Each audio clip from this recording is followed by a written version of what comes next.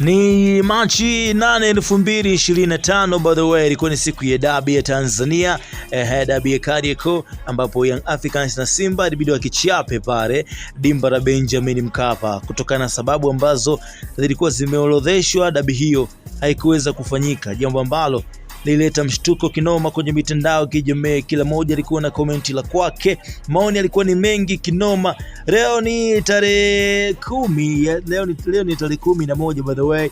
Leo tarehe 12, jana bana tarehe 11, ambapo ilikuwa ni dabi ya pale bana Misri. Al Ahly tulikuwa napiga na Zamalek, moja ya dabi ambayo inapatikana pale Misri. Sasa hiyo dabi haikuweza kufanyika.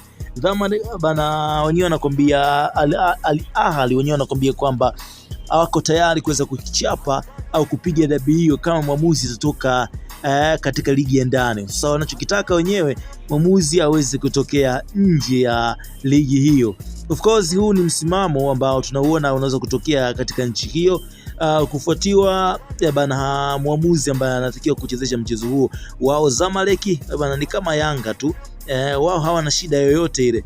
Wanasema kwamba sisi tutatokea uwanjani kuweza kupiga katika mchezo huo.